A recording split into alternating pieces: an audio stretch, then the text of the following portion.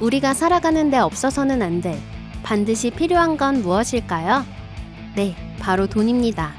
그리고 우리는 이 돈을 벌기 위해 다양한 곳에서 일하며 살아가죠. 그런데 우리에게 돈을 벌 수 있도록 해주는 일자리의 생태계가 최근 들어 아주 빠르게 바뀌고 있습니다. 바로 4차 산업혁명 때문인데요. 우리는 이미 AI와 자율주행차, 가상현실이 낯설지 않은 4차 산업혁명 시대에 살고 있습니다. 음식점에서 키오스크로 자연스럽게 주문하고 은행 업무도 대부분 직접 가지 않고 핸드폰으로 처리하죠. 그런데 이렇게 되면 주문을 받는 사람이나 은행에서 일하는 사람들의 일자리는 줄어들게 되겠죠? 세계적인 컨설팅 회사인 맥킨지에서도 이미 2016년도에 2,500만 명의 일자리를 대상으로 분석한 결과 2030년 기준 국내 총 노동시간 중 최대 49.7%가 자동화될 거라는 보고서를 발표한 적 있습니다. 빠른 기술 진보 속도를 특징으로 하는 4차 산업혁명이 점점 진행됨에 따라 앞으로는 단순 기계 조작, 매장 판매직, 청소, 경비, 텔레마케터처럼 누구나 금방 배울 수 있는 일자리를 가진 노동자는 AI를 비롯한 로봇에 의해 대체될 것이라는 거죠. 이에 더해 새로운 디지털 플랫폼들이 생겨남에 따라 디지털 특수 고용 노동자라 불리는 배달 대행업이나 프리랜서 작가 등 새로운 형태의 일자리가 생겨나고 있습니다. 즉, 우리가 일할 수 있는 일자리들의 변화가 생기고 있다는 거죠. 심지어 2019년에 등장한 코로나19는 가뜩이나 빠르게 진행되는 일자리 변화에 가속도를 붙였습니다. 코로나 바이러스가 전 세계를 강타함에 따라 문화, 공연예술, 관광을 포함한 서비스업은 쇠퇴하였고 재택근무라는 새로운 근무 방식이 빠르게 자리 잡았습니다. 그리고 사람들이 집에서 보내는 시간이 길어짐에 따라 원격 진료나 온라인 교육 등 비대면 사업들도 급부상하고 있죠. 또 코로나19의 영향으로 사업 운영을 중단, 축소하는 기업도 늘어났습니다. OECD에서는 국가 실업률이 지난 글로벌 금융위기 당시 최고치를 훌쩍 넘어설 것이라는 전망을 발표했고, 국내 한 여론기관의 조사에서는 코로나19 이후 전체 직장인 중 34.8%가 소득이 줄었다 답변했으며 43.9%가 고용 불안을 느낀다고 답변했습니다. 이처럼 4차 산업혁명과 코로나19로 인해 빠른 사회적 변화가 일어남에 따라 여러 가지 문제점도 발생하고 있는데요. 그중 가장 큰 문제는 일자리 중심으로 만들어져 운영되어 온 복지제도에 사각지대가 형성되기 시작했다는 점입니다. 지금까지의 복지제도는 일하는 사람들이 번 돈의 일부를 사회보험의 보험료로 내고 일을 할 수 없는 사회적 약자들은 적립된 보험료로 혜택을 받는 구조였습니다.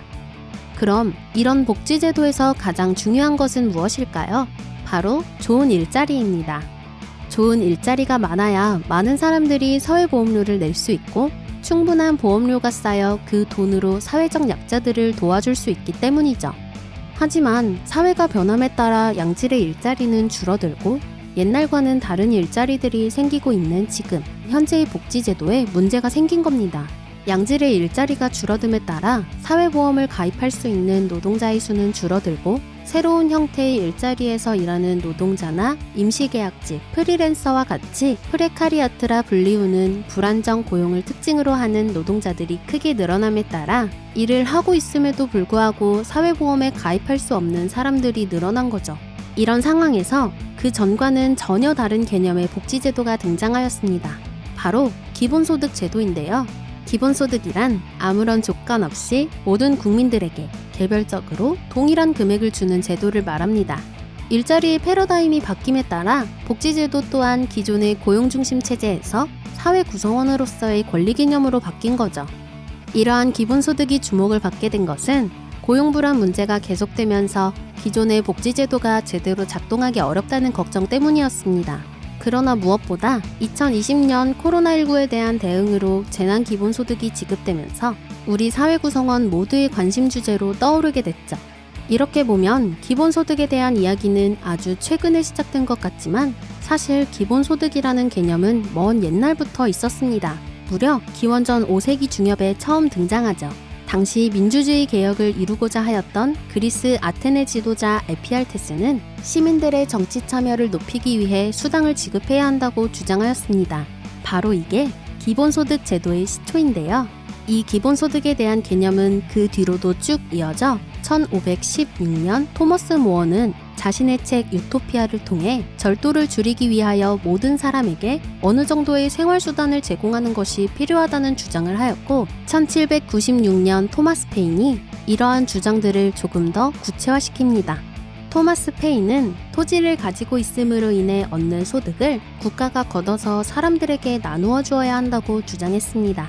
왜냐하면 토지는 사회 전체에 속하는 공유자원이므로 여기서 발생하는 이익을 시민에게 배당하는 것은 시민들의 당연한 권리라고 생각한 것이죠.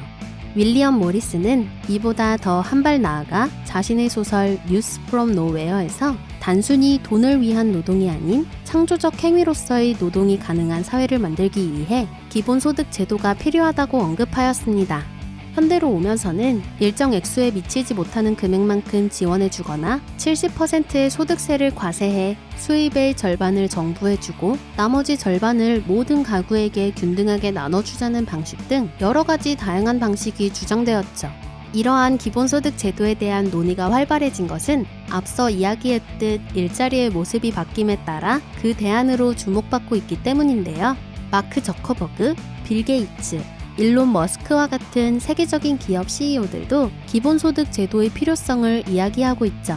하지만 국민들 모두에게 돈을 준다는 기본소득에 대해 찬성하는 사람도 있지만 반대하는 사람 또한 존재합니다. 크게 세 가지의 반론이 있는데요. 먼저 첫 번째는 가난한 사람에게만 지원금을 주는 게 더 효율적이지 않냐는 의견입니다. 필요한 사람만 선별한다 해서 선별주의라고 부르는데요. 돈을 많이 버는 부자들에게도 현금을 주는 건 적절하지 않으며 꼭 필요한 사람에게만 주는 게 맞다고 생각하는 거죠.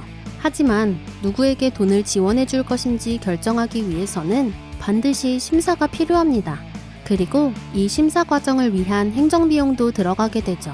이에 더해 심사를 통해 돈을 지원받는 사람은 가난한 사람이라는 사회적 낙인이 생기게 됩니다. 더불어 심사 과정에서의 부정부패로 인해 지원받지 않아야 할 사람이 지원받는 일도 생겨날 수 있죠. 이에 더해 설령 고소득층이 기본소득으로 동일한 금액을 지원받는다 하더라도 고소득층은 세금을 더욱 많이 내게 되기 때문에 형평성에 어긋난다고 보기는 어렵습니다. 기본소득에 대한 두 번째 반론은 무임승차에 대한 걱정입니다. 일하지 않고도 돈이 생기면 누구도 일하려 하지 않아 경제가 활력을 잃을 것이란 주장인데요. 하지만 일자리가 생기더라도 일을 하지 않고 기본소득에 의지해 살아가기는 현실적으로 어려울 것으로 예상됩니다. 기본소득 지지자들 대다수가 기본소득 지급액을 월 기준 100만 원 미만으로 주장하고 있거든요. 즉, 기본소득 제도가 활성화된다 하더라도 지급액이 최저 생계비보다 낮다는 거죠. 따라서 기본소득 제도가 활성화되면 사람들이 기본소득 지급액에만 의지해 일하지 않고 살아가는 것이 아니라 오히려 조금만 일해도 수입이 증가할 것이기 때문에 일에 대한 원동력이 되어줄 것이라 보는 게 더 적절할 것 같네요. 기본소득에 대한 세 번째 반론은 모두에게 똑같이 돈을 주면 소득 재분배 효과는 없는 게 아니냐는 것입니다. 돈이 많고 적고에 상관없이 모두 지원을 받으면 결국 양극화는 사라지지 않을 거라는 주장이죠. 하지만 빈곤층을 선별해서 주는 선별복지를 할 경우 복지제도에 대한 중산층의 반발이 커져 오히려 경제가 성장하더라도 빈곤층에게 더 많은 복지를 제공하지 못하는 재분배의 역설이라는 현상이 나타납니다. 2000년부터 시행된 기초생활보장제도의 수급 대상자가 20년이 되도록 제자리걸음하고 있는 것도 이런 재분배의 역설을 증명하는 사례 중 하나인데요. 결국 선별 지원 방식을 택할수록 오히려 빈곤층의 지원이 더 적어지는 상황이 발생하는 겁니다. 이러한 현실을 생각해 보았을 때 선별복지가 아닌 기본소득 제도를 활용하는 것이 빈곤층에게 더 많은 복지를 제공할 수 있는 거죠. 빠르게 바뀌는 사회로 인해 점점 달라지고 있는 우리들의 삶, 우리 모두의 안정적인 삶을 위해 이제는 새로운 복지제도인 기본소득에 대한 논의가 필요한 것 같지 않으신가요?